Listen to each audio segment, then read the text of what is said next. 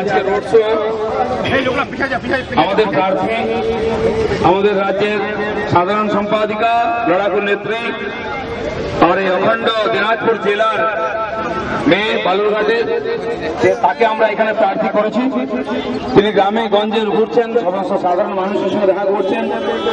আজকেও সকাল থেকে প্রায় 50 কিলোমিটার গাড়িতে ঘুরেছেন, আরো 50 কিলোমিটার ঘুরবো। আমরা দাড়িভিটে জনসভায় যাব।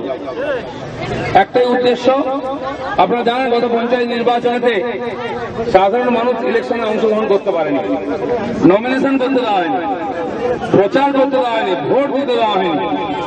সাধারণ মানুষ প্রায় 42% গ্রামীণ ভোটার, তারা পঞ্চায়েতে ভোট দিতে পারলেন না। 34% সিটে কেউ নমিনেশন করতে পারল না। তার মানে পশ্চিমবাংলায় কোনো গণতান্ত্রিক পরিবেশ নাই, কোনো গণতন্ত্র নাই, স্বৈরতন্ত্র চলছে। একটা পার্টি, একজন নেতা, তার বাইরে কিছু চলবে না। এর প্রতিবাদে আমরা পশ্চিমবাংলায় পরিবর্তন করার জন্য বেরিয়েছি। সেই জন্য এই পরিবর্তন যাত্রাতে আপনাদের প্রত্যেককে সঙ্গী হওয়ার জন্য আমরা বলছি। এই পরিবর্তন যাত্রা পশ্চিমবাংলার গরিমা, গৌরব, এখানকার শিক্ষা, এখানকার শিল্প, এখানকার প্রশাসন, এখানকার অর্থনীতি সব ভেঙে পড়েছে। গ্রামে গঞ্জে হাজার হাজার বেকার ছেলে, সে শিক্ষিত হোক আর অশিক্ষিত হোক। এসএসসি পরীক্ষা পাশ করেছেন 12,500 ভালো ছাত্রছাত্রী, তাদেরকে পরীক্ষায় পাশ করার পরেও চাকরিতে নেওয়া হচ্ছে না। আর স্কুল আছে, দেখুন স্কুলের টিচার নেই, বাচ্চারা যাচ্ছে, পড়াশোনা হচ্ছে না, চলে আসছে। দাড়িভিটেতে তার জন্য আন্দোলন করেছেন ছাত্ররা যে আমাদের টিচার চাই। চেয়েছে বাংলা ইংরেজি টিচার, দিয়েছে উর্দু টিচার। তার বিরোধিতা করা হয়েছে, ছাত্রকে গুলি চালিয়ে দেওয়া হয়েছে। যদি স্কুল কলেজে শিক্ষক না থাকে তা আমাদের ছেলেমেয়েরা কি পড়বে? কেন শিক্ষক নাই? কেন্দ্র সরকার টাকা দিচ্ছে, টাকা কোথায় যাচ্ছে? হসপিটালে যান, ডাক্তার নেই, থানায় যান, পুলিশ নাই, সিভিক পুলিশ বসে আছে। এই যে চলছে, এটার বন্ধ হওয়া দরকার। বাকি সব রাজ্যে সেখানে কি করে চলছে? বেতন দিচ্ছে। এখানে পরীক্ষা হলে তার রেজাল্ট হয় না, রেজাল্ট হলে চাকরি হয় না, চাকরি হলে বেতন দেওয়া হয় না, বেতন দিলে ইনক্রিমেন্ট হয় না, ইনক্রিমেন্ট পেলে ডিএ পায় না। এই ধরনের রাজ্য কোথাও নাই। আর যদি বিরোধিতা করেন, পুলিশ লাঠি পিটিয়ে আপনাকে সিধে করে দেবে। টেট পরীক্ষার্থীরা আন্দোলন করেছিলেন, লাঠি পেটা করেছে। এসএসসি পরীক্ষার্থীরা 1 মাস ধর্নায় বসেছেন। দিদিমণি ভালো ভালো কথা বলে দিয়েছেন, চাকরির কথা বলেন। কম্পিউটার টিচাররা সেদিন ধর্না দিয়েছিলেন, ধর্না দেওয়ার পরে আর তাদের মিছিল করেছেন, পুলিশ তাদের উপর লাঠি চালিয়েছে। মাদ্রাসার টিচাররা কলকাতায় ধর্না দিচ্ছেন যে আমাদের বেতন বাড়ানো হোক, মিছিল করেছেন, পুলিশ লাঠি পেটা করেছে। এসএসকে এমএসকে স্কুল যারা চালান গ্রামে প্রায় 55,000 টিচার, তারাও দিনের পর দিন ধর্ণা দিয়েছেন শিক্ষা সদনের সামনে, তারপরে মিছিল করেছেন, আর শেষে পুলিশ তাদেরকে লাঠি পেটা করেছে। এই সরকার বেতন দিতে পারে না, ভাতা দিতে পারে না, কিন্তু পুলিশ দিয়ে পেটায়। খেতে দিতে পারে না, মারে। সরকারি কর্মচারীরা আন্দোলন করেছেন আমাদের ডিএ দেওয়া হোক, 48% ডিএ বাকি আছে। দিদিমণি বলেছেন ঘেউ ঘেউ করলে ডিএ পাওয়া যাবে না, দিতে পারছেন না, কিন্তু কুকুর ছাগলের মতো ব্যবহার করছেন। সেই জন্য এই যে সম্মান, আপনি বেতন দিতে না পারুন, সম্মান তো দিতে পারেন।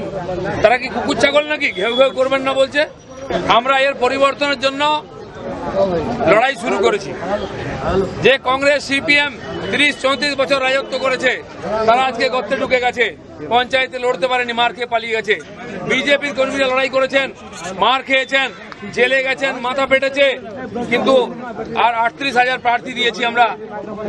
মেয়েরা তাদেরকে নমিনেশন উচ্চ করাবার পরে 21,000 ছিলেন, 7,000 প্রার্থী জিতেছে আমাদের। এই জেলাতেও জিতেছেন, সংখ্যালঘু বন্ধুরাও বিজেপির টিকিটে দাঁড়িয়ে জিতেছেন। কারণ সারা সমাজ বুঝতে পারছেন যে পশ্চিমবাংলার অবস্থা সবচেয়ে খারাপ। এখানে এত বিরাট সংখ্যায় সংখ্যালঘু মুসলমানরা আছেন। চিন্তা করুন, 70 বছর 72 বছর এখন স্বাধীনতার পরে কতটুকু উন্নতি হয়েছে মুসলমানদের। তাদের মধ্যে সমাজ বিরোধী সংখ্যা বেশি, অশিক্ষা বেশি, গরিব বেশি, অসুস্থ বেশি। খালি ভালো ভালো কথা বলা হচ্ছে, মুসলমানদের নাম করে যোজনা করা হচ্ছে, কত সুবিধা পাননি। স্কুলে গেলে পড়াশোনার পরিবেশ নেই, টিচার নেই, কি করে হবে? আর যেখানে বিজেপির রাজত্ব, যে রাজ্যে আছে, দেখুন মুসলমানরা কি অবস্থায় আছেন। এখানে 1.5% মুসলমানরা চাকরি পান, ওখানে 7% পান।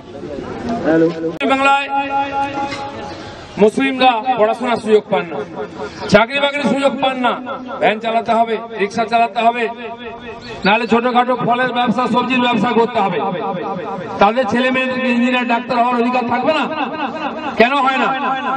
অন্যান্য রাজ্যে আপনি গুজরাটে যান, বলছে ওখানে থেকে মুসলমানদের মেরে শেষ করে দিয়েছে, ওখানে 7% মুসলমান সরকারি চাকরি পান। ওখানকার মুসলমানরা 4 চাকার গাড়ি, মার্সিডিজ বেঞ্চ, BMW চড়েন, আর আমাদের মুসলমান ভাইরা এখানে বাইকও কিনতে পারেন না। দিদিমণির ভাইরা একটা সবুজ সাথে সাইকেল দেবেন, তার পিছনে পিছনে ঘুরতে থাকেন। 2 টাকা কিলো চাল, 3 টাকা কিলো গম কোথায় পাওয়া যাবে, তার জন্য টিএমসি নেতাদের পেছনে ঘুরতে থাকে।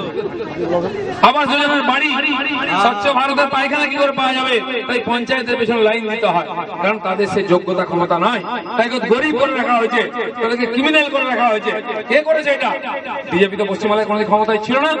এই কংগ্রেস, সিপিএম, টিএমসি আপনাদেরকে ক্রিমিনাল করেছে, আপনাদের অশিক্ষিত করেছে, গরিব করেছে, আর আপনারা তাদেরকেই ভোট দিয়েছেন। তাই আমরা অধিকার নিয়ে বলতে চাই, ভারতীয় জনতা পার্টির উপরে বিশ্বাস রাখুন। সারা ভারতবর্ষের বিভিন্ন রাজ্যে যেমন আমরা উন্নয়ন করেছি, মুসলমানরা মূল স্রোতের মধ্যে এসেছেন, শিক্ষিত হয়েছেন, ব্যবসা করছেন, খাচ্ছেন, দেশে বিদেশে যাচ্ছেন, চাকরি করছেন। পশ্চিমবাংলার মুসলিমরাও সেই সুযোগ পাবেন যদি ভারতীয় জনতা পার্টি জিতে। নরেন্দ্র মোদী 5 বছরে গরিব লোকের জন্য যা কাজ করেছেন, এর আগে কোন প্রধানমন্ত্রী করেনি। নেহরু করেনি, ইন্দিরা গান্ধী করেনি, মোরারজি দেশাই করেননি, মনমোহনও করেননি। নরেন্দ্র মোদী করতে পেরেছেন।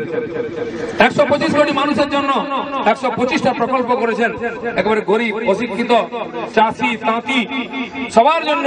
আপনারা ভেবেছিলেন কোনদিন যারা পরিশ্রম করেন, চাষ করেন, রিক্সা চালান, লেবারের কাজ করেন, 60 বছর পার হলে তিনি প্রতি মাসে 3000 টাকা ভাতা পাবেন? কোন সরকার করেনি। যে গরিব মানুষ আছে তার পরিবার বছরে 5 লক্ষ টাকা সরকারি সাহায্য পাবে চিকিৎসার জন্য।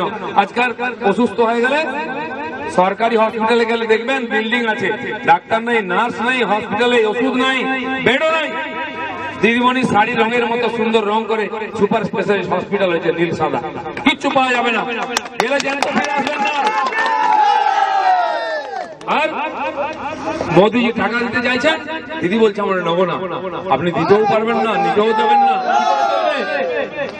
কারো বড় অসুখ বিসুখ হলে আমরা চেন্নাই যাই, ভেলোর যাই, মুম্বাই যাই, দিল্লি যাই চিকিৎসা করতে, যাতায়াতের ভাড়া, থাকা খাওয়ার খরচা, হসপিটালের খরচা, লাখ লাখ টাকা হয়।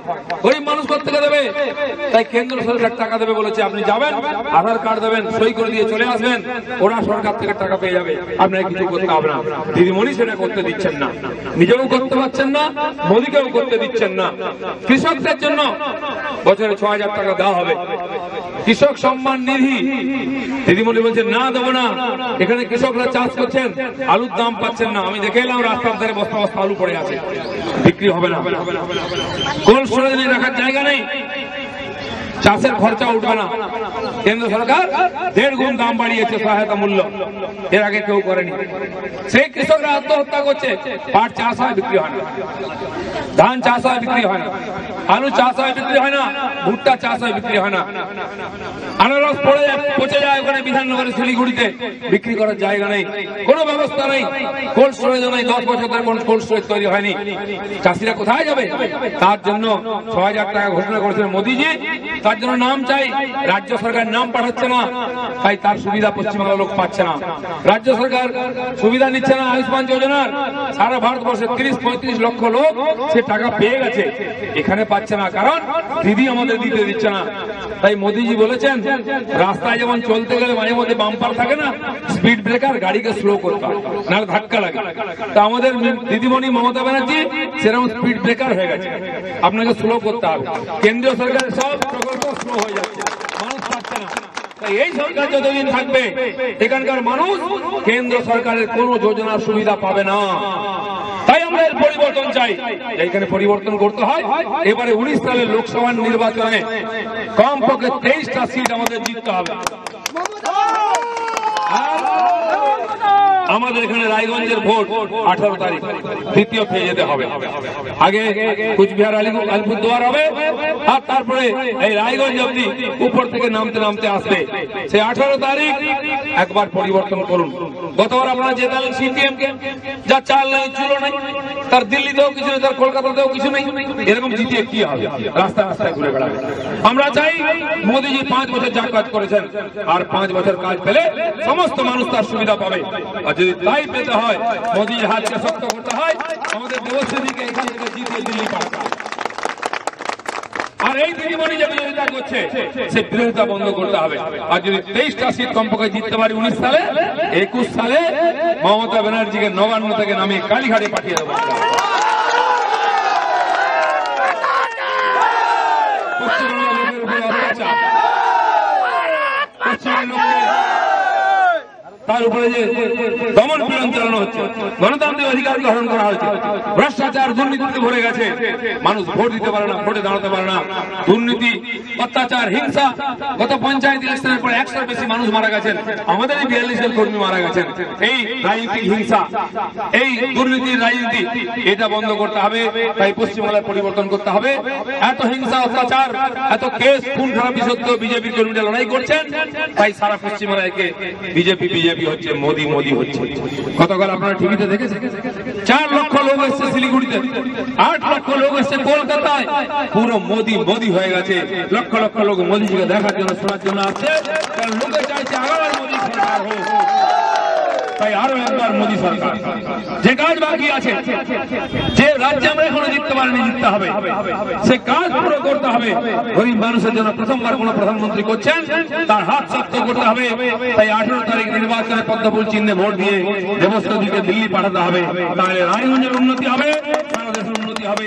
আমি আশা করবো আপনারা আপনাদের আশীর্বাদ আমাদের দেবেন, এই আশা করে সবাইকে ধন্যবাদ। ভারত মাতা কি।